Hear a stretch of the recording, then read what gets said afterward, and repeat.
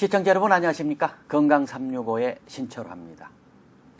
오늘은 뇌졸중 환자의 재활치료에 대해서 상담해 드리겠습니다.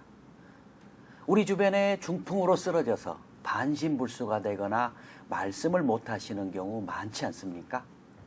가족들까지 얼마나 고생스러울까 걱정이 되는데요. 이렇게 갑자기 쓰러지는 뇌졸중, 정말 초기에 전문가 선생님의 재활치료를 잘 받아서 정상 생활이 가능할 정도로 회복될 수 있다면 얼마나 좋겠습니까? 정말 무서운 뇌졸중, 최대한 잘 회복되기 위한 재활치료는 어떤 것들이 있는지, 어떻게 하는지 재활치료의 모든 것에 대해서 상담해 드리겠습니다. 첨단종합병원 재활의학과 전문의 강대곤 원장님 자리해 주셨습니다. 원장님 반갑습니다. 안녕하십니까. 정말 그 뇌출혈로 쓰러진 분들 보면 안타깝더라고요. 그래서 네. 재활치료가 정말 중요하겠다 그런 생각이 들어가는데 네. 먼저 뇌출혈 네. 또 뇌중풍이라고 하지 않습니까? 네. 어떤 것인지 좀 알고 싶습니다. 네, 뇌졸중이란 어원을 풀어보면 뇌가 갑자기 충격을 받아 손상된 상태를 뜻하고 뇌혈관이 막히는 경우를 뇌경색이라고 그러고요. 뇌혈관이 터지는 경우를 뇌출혈이라고 하겠습니다. 아하, 어려서 레슬링 김일 선수 네. 그분도 그렇게 건강하신 분도 뇌가 터져서 사망했다. 그런 안타까운 일이 있었는데요. 네. 정말 우리 주변에서 상당히 많이 일어나는 일인 것 같습니다. 그래서 발병률이 어느 정도나 되는지. 네, 인구 10만 명당 약 51.1명이 사망하게 되는 질환으로 전 국민을 대상으로는 매년 2만 5천 명이 사망에 이르게 되는 질환이 되겠습니다. 아하, 그 혈관에 문제를 일으킬 수 있는 위험인자 그런 걸 좀 미리서 좀 알고 있는 것이 꼭 필요하지 않을까 생각이 됩니다. 네, 뇌졸중을 예방하려면 우선 위험인자를 알아야겠지요. 위험인자에는 교정이 가능한 위험인자와 교정이 불가능한 위험인자가 있겠습니다. 네. 교정이 가능한 위험인자로는 고혈압만 잘 조절된다면 혈압 여부와 상관없이 40%의 위험률을 감소하실 수 있겠습니다. 네. 두 번째로는 금연이 있겠습니다.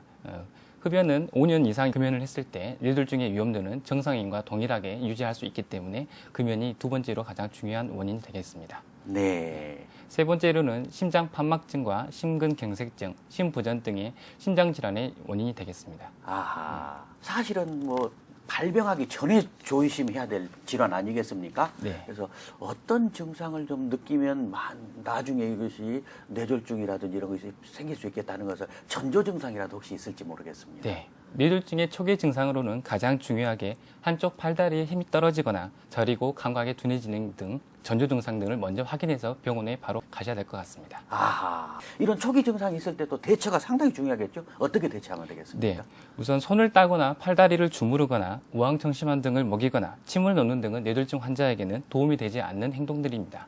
우선 당황하지 않고 119 등의 전화를 통해서 뇌졸중의 급성 치료가 가능한 큰 병원으로 이송하는 게 먼저 중요하겠습니다. 아하, 바로 119 불러서 가는 게 필요하겠다. 어쨌든 이제 뇌졸중이 있으면 상황에 따라서 수술도 하실 것이고 다양한 응급처치라든지 이런 걸 통해서 치료를 하실 텐데 또 가장 중요한 것이 치료한 다음에 남은 신체에 남은 반신불수라든지 말을 못 하신다든지 배변장애라든지 이런 여러 가지 신체 장애에 대한 재활치료를 통해서 정상에 가급적 가깝도록 좀 돌려드리는 거 그게 정말 중요하지 않겠습니까? 네. 그런 재활치료라는 것이 어떤 것인지 좀 소개받고 싶습니다. 네, 우선 재활치료가 무엇인지 먼저 알아야 될 것 같습니다. 재활치료란 현재의 장애를 어떤 형태로든 극복해서 다시 일상생활과 사회로 돌아갈 수 있도록 하는 모든 치료 행위를 말하게 되겠습니다. 환자들은 서로 나타나는 증상이 다르고 나이와 건강 상태도 다르기 때문에 각자에게 알맞는 개별적이고 체계적인 재활치료가 필요하게 되겠습니다. 그래서 재활의학과에서는 포괄적인 재활치료라는 개념이 사용되는데요. 포괄적인 재활치료란 재활의학과 의사를 중심으로 간호사, 물리치료사, 작업치료사, 언어치료사, 보장구 처방사 등이 한 팀을 이루어 환자 상태를 평가하고 목표를 설정하여 치료하는 것을 말하게 되겠습니다. 네, 처음에 발병했을 때 재활 전문가 선생님을 제대로 진단받아서 재활치료를 잘 받으면 그런 후유증이 거의 없이 회복할 수 있는 것인지 그걸 좀 알고 싶거든요. 네. 예. 뇌졸중이 발생한 후에 시간이 경과함에 따라서 조금씩 회복하게 되는데요. 여기에는 뇌신경학적인 회복과 기능의 회복이라는 두 가지 방식에 의해서 회복이 되게 됩니다. 신경학적 회복은 뇌 조직의 국소적인 부종과 혈종의 개선, 혈액순환이 개선되고 뇌압이 정상화되면서 부분적으로 손상받은 뇌세포가 회복되는 것을 말하게 되겠습니다. 네. 이러한 신경학적 회복은 90% 이상이 대개 3개월 이내에 이루어지게 되겠습니다. 네. 그리고 두 번째로 기능의 회복은 뇌졸 중에 신경학적인 손상이 남아있어도 보행 능력과 일상생활 기능은 상당 부분 회복할 수 있는데요. 환자의 노력과 재활 치료를 통해 수준 이상의 기능을 회복할 수 있고 이러한 기능의 회복은 수년 후까지 계속될 수 있습니다. 네. 그러니까 빨리 재활 치료를 받는 것이 필요하겠는데 그렇다면 이제 보면은 치료받고 이렇게 중환자실 같은 데 누워 계신 분들 많더라고요. 그래서 언제쯤부터나 가족분들 보면은 재활 치료를 받는 것이 좋을까 궁금해들 하시던데요. 네. 재활 치료의 시작 시기는 혈압과 맥박, 호흡, 체온 같은 생체 징후가 안정되고 48시간 동안 발병 때 나타났던 운동과 감각마비 증상, 인지, 언어장애 등이 같은 증상이 더 이상 변화가 없으면 신경학적으로 안정되었다고 생각하고 재활치료를 시행할 수 있겠습니다. 네. 근데 그렇게 몸을 아예 못 가놓으신 분들도 재활치료가 가능한지 모르겠습니다. 네. 신경학적으로 안정이 이루어졌다고 하더라도 아직 적극적인 재활치료를 하기에는 어렵습니다. 따라서 이 시기에는 계속 누워있게 되어 발생하게 되는 근위축, 관절 구축, 기립성 저혈압, 부종, 위장운동처와 욕창 같은 부동증후군이 발생하지 않도록 치료를 시행하게 됩니다. 네. 방금 원장님께서 이제 욕창도 말씀을 해주셨는데 네. 계속 누워 있으신 분들은 그 욕창 발생이 상당히 살이 문제가 되는 이렇게 네. 계속 움직이지 못하고 있으시니까요. 네. 그런 경우도 상당히 가족들이 걱정하시고 문제가 되던데요. 네. 욕창의 발생 원인은 압력과 시간의 문제가 되겠습니다. 예. 높은 압력에는 짧은 시간에도, 그다음에 낮은 압력에는 오랜 시간의 압박이 있는 경우에 욕창이 발생할 수 있게 되겠습니다. 서로 다른 조직이 반대 방향으로 움직이게 하는 전단력이 있는 경우에는 욕창이 최대 6배 이상 잘 발생할 수 있기 때문에 주의가 필요하게 되겠습니다. 부동 자세와 요실금, 경직, 영양결핍, 의식저하 등이 있으면 네. 욕창이 더 쉽게 발생할 수 있기 때문에 이런 문제들을 초기에 빨리 조절해 줘야 되겠습니다. 적절한 자세 변화와 압력 감소에도 불구하고 욕창이 발생한 경우에는 적절한 소독 방법을 이용하고 그 이후에도 조절이 안 되는 경우에는 변연 절제술을 통한 수술적 방법이 있겠습니다. 네. 딱 관절이 굳어 있으시더라고요. 네. 제일 중요한 것은 걸으실 때도 무릎이라든지 발목, 손, 이 관절이 좀 잘 유연하게 움직여야 될 텐데 네. 굳어버린 그 관절에 대한 재활이 굉장히 중요하다 들었거든요. 네. 어떻게 하는 것인지 좀 더 구체적으로 설명해 주시면 좋겠습니다. 네, 관절 가동 운동이란 관절의 구축을 최소화하고 예방하기 위한 기본적인 방법입니다. 예. 각 관절이 가지고 있는 정상적인 관절 가동 범위를 유지하는 운동이 되겠습니다. 관절 운동이 먼저 중요한 이유는 관절에 제한이 있으면 이후에 힘이 돌아와도 그 방향을 향하여 움직일 수 없게 되기 때문에 네. 결국에는 자세의 전반적인 변형이 오게 되고 이로 인해 에너지 소모가 증가하게 되고 퇴행이 일어나게 되겠습니다. 네. 관절 운동은 한 번에 10분씩 아침, 점심, 저녁 하루에 3번 이상씩 시행하는 것이 좋겠습니다. 네. 관절 운동 시에는 관절 가동 범위에 끝까지 유지하게 되고 최소한 10초 이상 유지하여야 최대의 운동 효과를 얻을 수 있게 되겠습니다. 한 번이나 두 번의 치료로 원하는 관절 범위에 끝까지 하려고 하지 않고 지속적으로 치료하는 것이 가장 중요하겠습니다. 목욕 직후나 핫팩을 적용한 이후에 관절 운동을 하면 더욱 부드럽게 효과적으로 이용할 수 있게 되겠습니다. 만약 치료 후 24시간 이상 관절통이나 근육통이 지속되면 너무 무리한 것이라고 조절이 필요하겠습니다. 주의할 점은 이미 구축이 발생할 시 가능한 관절 가동 범위보다 너무 심하게 운동을 했을 경우에 뼈가 부러지거나 근육이나 인대가 손상될 수 있으므로 주의가 필요합니다. 네. 근데 이제 재활 치료를 할 때 그 막 이제 뇌졸중으로 쓰러지신 분들은 이제 먹고 배변도 해야 되는데 그것도 상당히 어렵다고 들었거든요. 입도 네. 굳어버리시고 네. 그런 분들 계시기 때문에 그래서 초기에 상당히 중요해야 될 점들이 네. 많다고 들었습니다만. 예.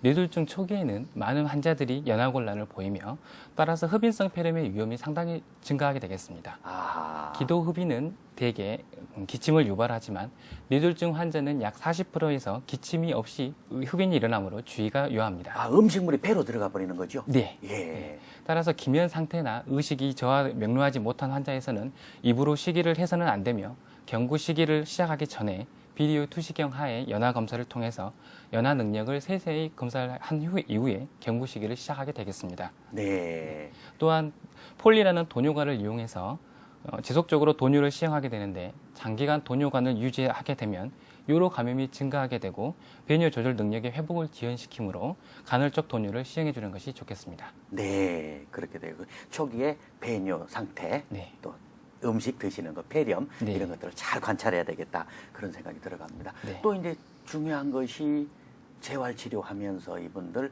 보조기를 사용하는 거. 네. 그래서 보조기 종류도 여러 가지일 것 같고 사용법이라든지 네. 여러 가지를 좀 더 구체적으로 설명해 주십시오. 예, 뇌졸중 이후에는 많은 환자에서 팔이 빠졌다고 합니다. 경관절 아탈구라고 하는데요.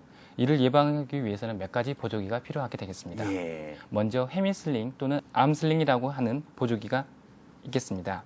가격이 저렴하고 차고 벗기가 쉬우며 상완골에 외측 편향이 없는 장점이 있지만 무게가 어깨끈 하나로만 지탱을 하게 되기 때문에 네. 예, 관절 구축이 증가하게 되고 자연스러운 보행이 어렵고 감각 자극을 제공하지 않는 단점이 있습니다. 네. 두 번째로 보바스 팔걸이는 관절 구축이 없으면서 상지에 감각 자극을 제공합니다. 아하. 대신 상완골에 외측 편향이 생기고 겨드랑이가 압박되고 원위부 지지가 부족하여 부종이 발생할 수 있습니다. 네. 세 번째로 수부 안정 보조기로 뇌졸중 환자에서 상지 마비가 있는 경우 손목 관절, 중수부 관절의 구축을 예방하고 아하. 엄지가 다른 손가락 아래로 말려 들어가는 구축을 막아줍니다. 최근에는 찜통으로 열을 가해서 5분 이내에 환자 수부에 맞게 적절히 제장을 할 수 있고 수차례 그 자리에서 바로 수정과 보완이 가능한 보아 시스템으로 적당한 장력과 탈부착이 용이한 엑소스프린트가 이용되고 있습니다. 네. 다음은 하지의 금속형 단하지 보조기로 내구성이 좋고 보행 주기 동안에 족관절의 안정성을 높일 수 있으며 발목을 올려주는 배굴 보조 장치가 들어있는 클렌작을 이용하여 발가락이 땅에서 끌리지 않도록 하는 보조기가 되겠습니다. 네. 마지막으로 플라스틱 단하지 보조기입니다.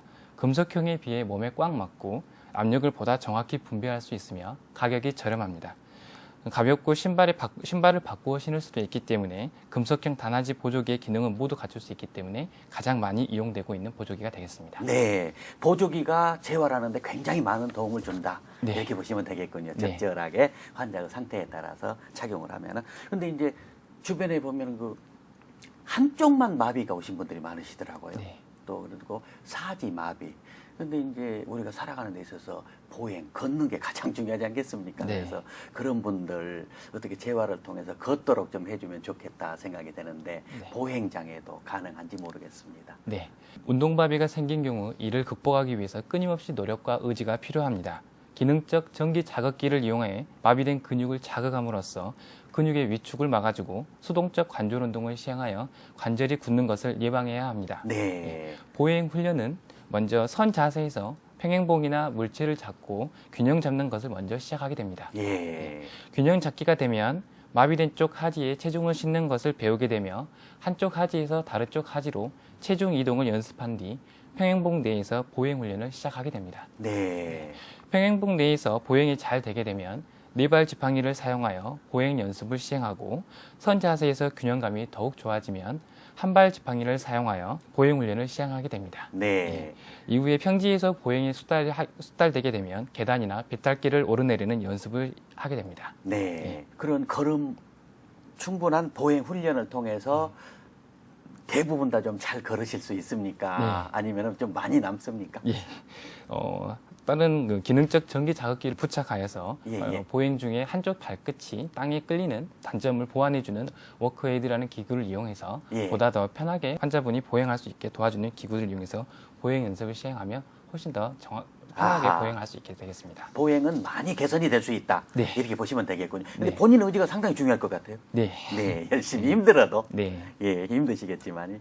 그래서 이제 상당히 많은 분들이 뇌졸중으로 쓰러지신 분들이 음식 삼키기가 힘드신데. 네. 근데 또 먹어야 사는 거 아니겠습니까? 네. 그래서 밥을 언제쯤 먹을 것인가 이런 것에 대해서 예, 가족분들 걱정하신다고 하는데. 네. 예. 뇌졸중 환자에서 50에서 70%는 연화장애를 가지고 있습니다. 예. 연화장애는 폐렴의 가장 위험한 위험인자이며 폐렴은 뇌졸중 환자의 사망 원인의 35%나 되는 아주 위험합니다. 아, 음식이 위로 가지 못하고 폐로 가버린다는 거죠? 네. 예. 그래서 염증이 생겨서 사망에 이르기까지 폐렴. 네. 예. 네, 아주 중요한 사망의 원인이 되기 때문에 예. 조절이 필요하게 되겠습니다. 연화장애의 증상은 식사 중에 사리가 들리거나 식사 후 쉰 목소리가 나는 증상이 있습니다. 또한 삼키지 못하고 목에 음식이 남거나 반복되는 폐렴이 있겠습니다.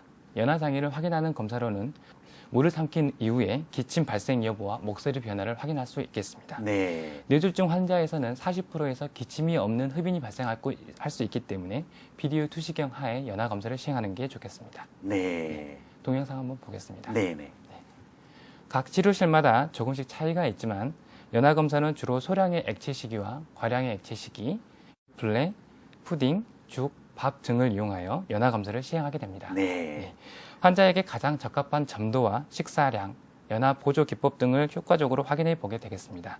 구강기에 작용하는 근육의 근력 강화 운동을 시행하고 기능적 전기 자극기를 이용하여 심부 인두 신경 근육을 자극하게 되겠습니다. 네. 턱 당긴 자세는 살해 방지에 좋은 자세로 연화장애 환자에게 꼭 하고 있습니다. 아하. 그러니까 음식을 못 삼킨 분들도 이렇게 재활 훈련을 통해서 대부분 음식을 삼킬 수 있을 정도까지 될 수 있다. 네. 포기하지 말고 재활 훈련을 정말 잘 받아야 되겠다. 그런 생각이 들어가는군요. 네. 잘 먹고 소화만 잘 시켜도 힘이 나지 않겠습니까? 그렇죠. 예. 그래서 근데 이제 그 재활치료센터에 가면 물리치료사 선생님들이 네. 이렇게 어깨를 이렇게 마사지하고 있는 걸 볼 수 있더라고요. 근데 네. 뭐 어깨는 별로 상관이 없을 것 같은데 모든 환자분들에게 어깨 마사지를 하는 걸 보면은 어떤 이유인지 좀 알고 싶어서. 네. 뇌졸중 이후에는 편마비 환자에서 발생 수준의 어깨 통증이 나타날 수 있습니다. 보통 환자들이 팔이 빠졌다고 하고 이것 때문에 팔이 많이 아프냐고 물어보시는데요.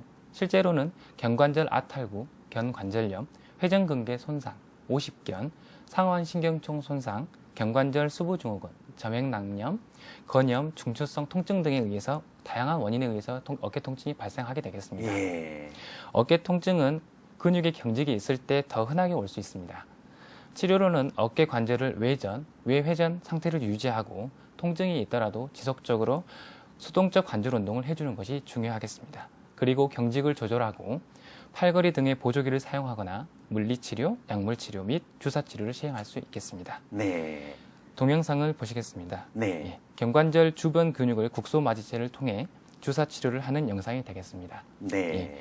이외에도 초음파를 통해 구조물을 직접 확인하면서 어깨 관절 내에 스테로이드 주사나 견갑 신경 차단술 등을 통해서 어깨 통증을 조절할 수 있겠습니다. 네. 아까는 그 이제 관절을 이렇게 네. 뭐 재활 치료를 통해서 많이 좋아질 수 있다 이렇게 말씀해 주셨는데 네.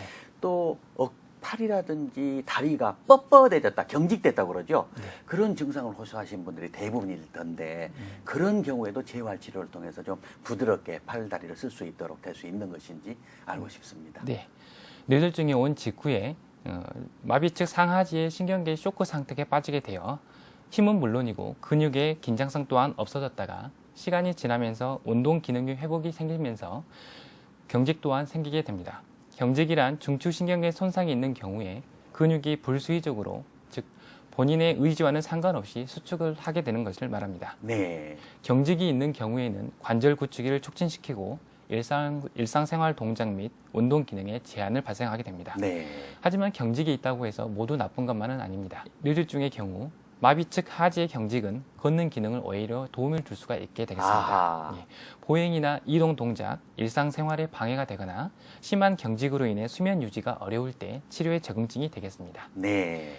경직의 치료로는 첫째로 경직을 악화시킬 수 있는 요인인 대소변을 못 보시거나 요로 감염, 결석, 욕창, 통증 등을 조절해주고 네네. 각종 요인들 감정적 흥분, 추위 등을 제거해 주는 것이 중요하겠습니다. 네. 둘째로는 관절 가동 범위 운동을 지속적으로 해주는 것이 필요하겠습니다. 세 번째로는 약물 치료가 있겠습니다. 바클로펜이나 단트로넨 등의 약물 등을 사용할 수 있고요. 치료 효과를 보기 위해 너무 과도하게 약을 사용한 경우에 전신 위압감이나 인지기능 저하가 발생할 수 있어서 주의가 필요합니다. 네. 넷째로는 신경 또는 운동점 차단술이 있겠습니다. 보톡스나 알코올, 페놀 등을 이용해서 경직을 유발하는 신경이나 근육을 마비시키는 방법이 있겠습니다. 네. 근데 이제 뇌졸중 회복 단계에서 요실금을 대부분 환자들이 경험한다고 들었습니다. 네. 그래서 그대로 둬도 좀 나중에 좋아질 것인지 특별한 치료가 필요한 것인지 네. 궁금해들 하십니다. 네, 요실금은 심리적, 신체적 요인들로 인해 발생하는 문제로 이들을 돌보는 가족들에게 큰 부담을 주고 비용 측면에서도 많은 손실을 초래합니다. 예. 뇌졸중 후 1개월 내에 50에서 70%가 요실금을 경험하게 됩니다. 그리고 6개월 내에 약 15% 정도로 감소하게 되는데요. 여러 가지 원인에 의해서 요실금이 생길 수 있습니다. 요로 감염이 있거나 신경인성 방광, 즉 방광의 기능을 못하거나 예. 방광에 소변이 차 있는 것을 모르는 인지기능 또는 감각 기능에 장애가 있는 경우, 이동에 제한이 있는 경우에 운동 기능에 문제가 있을 때 생길 수 있게 되겠습니다. 네. 치료로는 적절한 수분 섭취를 해야 합니다. 하루에 3번 식사 때마다 400 정도, 식사와 식사 사이에는 200씩, 방광에 염증이 있는 경우에는 3000cc 이상의 수분을 섭취해야 합니다. 아하. 저녁 8시 이후로는 수분 섭취를 제한해주고 규칙적인 시간에 소변을 보게 하며 일회 소변량은 400에서 500을 넘지 않게 하고 잔뇨량은 80cc 이하가 되도록 하는 게 좋겠습니다. 네. 또 더 중요한 것은 대변을 또 잘 봐야 되지 네. 않겠습니까? 근데 그런 부분에 근육도 문제가 된다면 배변 네. 장애가 있을 수밖에 없는데 네. 그런 경우도 그런 훈련을 통해서 좀 잘 치료될 수 있는지. 네. 예. 초기에 나타나는 변실금은 각성도가 낮거나 인지기능의 이상, 실어증 등으로 의사소통 능력이 저하되기 때문에 의사소통의 개선을 위한 치료와 개요인에 대한 교육을 시행하게 되겠습니다. 변비가 나타나는 경우에는 활동량이 부족하게 되고 식사량이 감소, 섬유소와 수분 섭취가 부족하게 되고 대변 완화제나 좌약을 사용할 수도 있게 되겠고요. 이동이 힘든 환자들에게는 실내 변기를 이용해서 배변 습관을 훈련할 수도 있겠습니다. 네.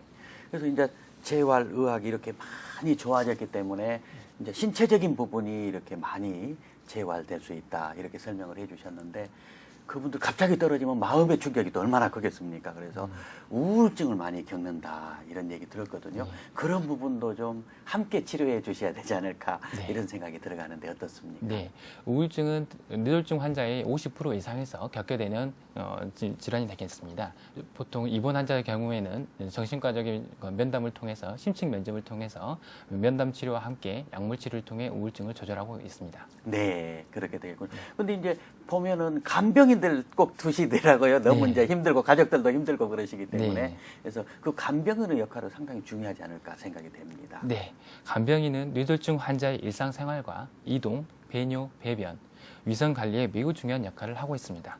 병실에서 간단한 관절 운동과 함께 일상생활 기능을 활용할 수 있도록 치료자의 역할도 하게 되기 때문에 간병인에 대한 교육이 매우 중요합니다. 네. 간병인에 대한 교육으로는 투약 방법, 광급식에 대한 교육, 보조기구 사용법, 합병증의 발견과 방광관리, 가정 내 훈련 프로그램 등을 교육하고 있습니다. 네. 그래서 이제 재활치료까지 좀 끝나서 몸도 정상으로, 마음도 좀 뭐 완전 정상은 아니겠지만 많이 회복돼서 이제 다 나았다고 나가신 분이 재발하는 경우가 상당히 있다고 하더라고요. 네. 그래서 퇴원 후에 네. 다 진료 끝난 다음에 그 사후 관리 굉장히 중요하다고 들었습니다. 네, 어느 정도 기능이 회복이 되면 환자는 퇴원 후 가정이나 사회로 돌아가게 됩니다. 이때는 대개 우울증과 불면증, 통증 등에 대한 치료를 시행하게 되고요. 가족 내 문제나 정신사회적 문제, 성문제 등에 대한 상담과 치료를 해주게 됩니다. 또한 재발 방지를 위해 동반된 질환의 관리와 합병증을 조기 발견하기 위한 혈압관리, 혈중 지질, 간 기능, 신장 기능, 요 검사 등을 정기적으로 시행하게 되겠습니다. 또한 환자의 기능 수준을 정기적으로 평가하여 치료 목표를 재설정하고 지속적으로 운동치료를 시행하게 됩니다. 네.